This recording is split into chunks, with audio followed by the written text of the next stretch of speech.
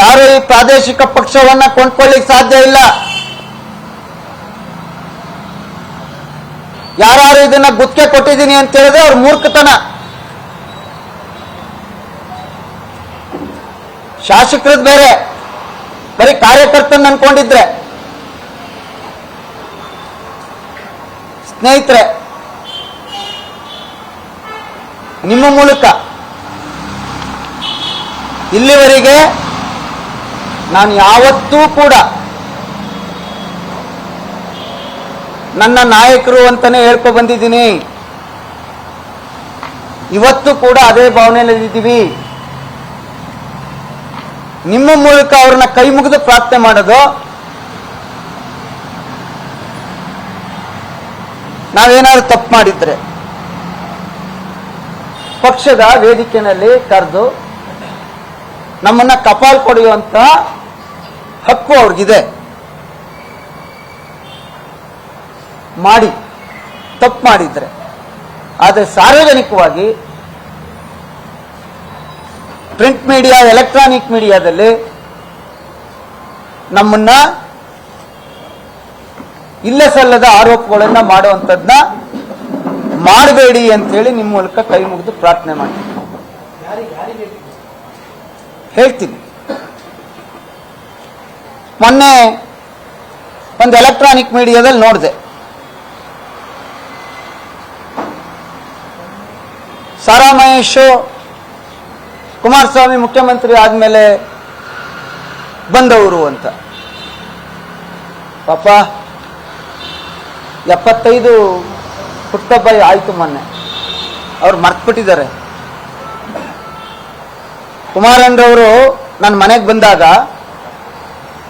ಅವರು ಕಾರ್ಯಾಧ್ಯಕ್ಷರು. ನಾನು 2004 ಚುನಾವಣೆಯನ್ನ ಮುಗಿಸಿದ್ದೆ ಭಾರತೀಯ ಜನತಾ ಪಾರ್ಟಿಲಿ. ಅನೇಕ ಸ್ನೇಹಿತರುಗಳು ಇಲ್ಲಿದ್ದೀರಿ, ಅವ್ರ ಫೋಟೋ ಹೊಡೆದು ಹಾಕಿದ್ದೀರಿ. ಕುಮಾರಣ್ಣರವರು ಮುಖ್ಯಮಂತ್ರಿ ಆಗಿದ್ದು 3/9/2007ರಲ್ಲಿ, 3/2/2006ರಲ್ಲಿ.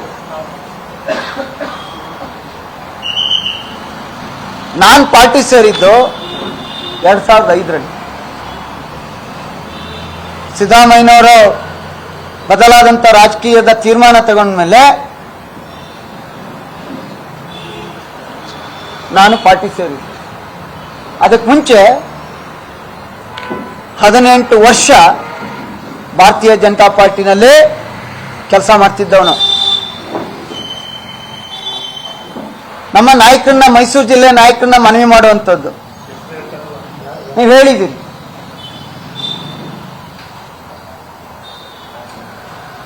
ಮಡಿಕೇರಿನಲ್ಲಿ ಉಸ್ತುವಾರಿ ಮಂತ್ರಿ ಆಗಿದ್ದ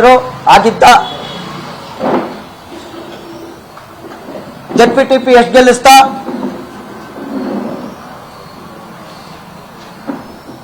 ಜೆಡ್ಪಿಟಿಪಿ ಎಲೆಕ್ಷನ್ ಬಂದಿಲ್ವಲ್ಲ, ಮರ್ತೋಗಾಯ್ತಾ ನಿಮ್ಗೆ? ನಾನು ಉಸ್ತುವಾರಿ ಮಂತ್ರಿ ಆದ್ಮೇಲೆ ಜೆಡ್ಪಿಟಿಪಿ ಎಲೆಕ್ಷನ್ ನಡೆದಿದ್ಯಾ? ನಡೆದಿದೆಯೇನ್ರಿ?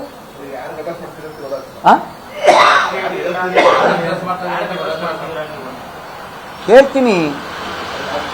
ನಮ್ಮ ನಾಯಕರು ಜಿ ಟಿ ದೇವೇಗೌಡರಿಗೆ ಹೇಳ್ತಾ ಇರೋದು, ಜೆಡ್ಪಿಟಿಪಿ ಚುನಾವಣೆ ನಡೆದಿದ್ಯಾ? ಇಲ್ಲ. ಆಯ್ತು, ನಾನು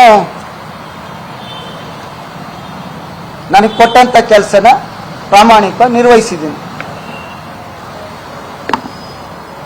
ನಮ್ಮ ಮಂತ್ರಿ ಮಾಡಿದ್ದೆ, ಅಲ್ಲಿ ಫ್ಲಡ್ ಆದಂತ ಸಂದರ್ಭದಲ್ಲಿ ನಿರ್ವಹಿಸ್ತಾ ಅಂತೇಳಿ ನನ್ನ ನಾಯಕರು ಕುಮಾರಣ್ಣರವರು ಹೇಳಿದ್ದಾರೆ, ಇಲ್ಲ ಅಂತ ಹೇಳಿಲ್ಲ. ಆ ಒಂದು ಕಾರ್ಯಕ್ರಮನ ಇಲ್ಲಿವರೆಗೆ ದೇಶದಲ್ಲಿ ಯಾವುದೇ ಮುಖ್ಯಮಂತ್ರಿ ಮಾಡಲಿಲ್ಲ ಅಂತೇಳಿ ನಾವು ಹೇಳಿದ್ವಿ.